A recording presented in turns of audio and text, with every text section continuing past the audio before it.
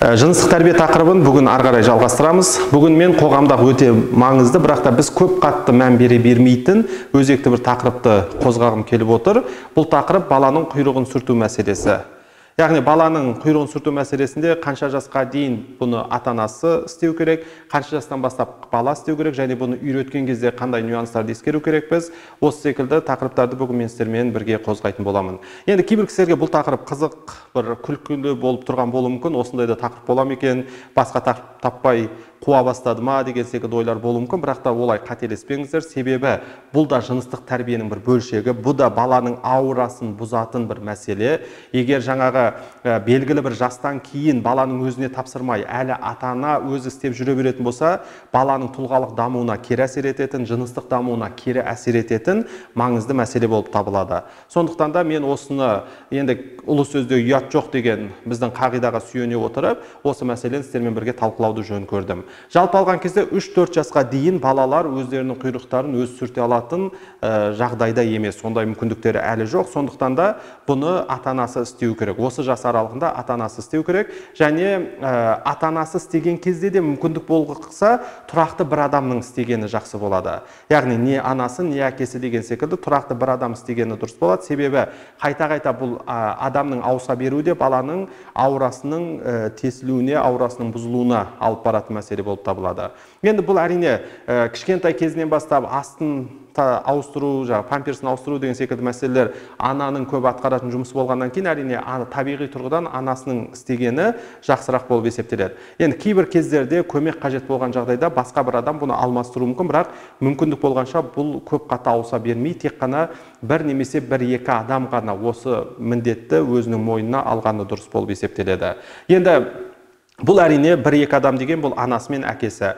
Біздің жалпы ұсынысымыз бұны сырттан басқа адамдардың істеуіне негізі көп қатты жол бермеу керек. Яғни бұл біздің туысқанымыз болуы мүмкін, біздің бауырларымыз болуы мүмкін, жаңағы ең жақындарымыз болуы мүмкін, бірақ та бұл именно аура мәселесі, жыныстық тәрбие мәселесі бұл жеке мәселе болғандықтан, бұны ол кісілердің өзіне де тапсырмаған дұрыс болып есептеледі. Яғни сен боссың ғой, бар сүрте салшы деген секілді жағдайға көп қатты жол бермеген дұрыс болып есептеледі.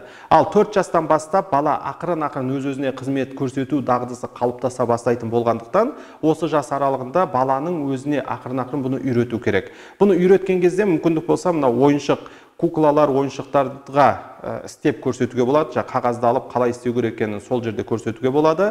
Мысалы, бұл жерде өте маңызды балаға үйретілу керек нюанс. Қыз балалар ол алдынан артқа қарай тазалау керек, ұл балалар артынан алдыға қарай тазалау керек деген секілді нюанстың өзін ескеру керек. Өйткені бұл гигиеналық тазалық тұрғысынан өте маңызды болып есептеледі. Енді бірақ 4 жаста бала өзі істей бастағанымен, бірақ әлі толық тап-таза қылып істей алатын жағдайда емес. Сондықтан әлі де ата-ананың бақылауында болу керек. Тіпті керек болса, ата-ана соңғы финальный точканы өзі қою керек. Яғни ата-ана өзі соңғы бір бақылаудан өткізіп, керек болса толық тазаланбаған жағдайларды тазалап бергені дұрыс болып есептеледі. Ал 6 жастан бастап толығымен бұл мәселе баланың өзіне тапсырылу керек. Яғни 6 жастан кейін әлі күнге дейін ата-ананың жалғастыруы, бұл негізі баланың жыныстық дамуы, тұлғалық дамуы, мінезінің қалыптасу тұрғысынан жақсы әрекет болып табылмайды.